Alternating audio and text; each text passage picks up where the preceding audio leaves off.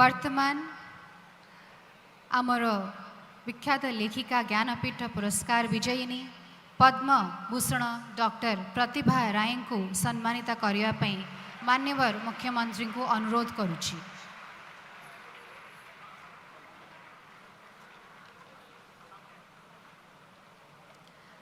आसंतु करताली दे ओडिया जातिर ए दुई रत्न को आमे सम्मान जणैबा।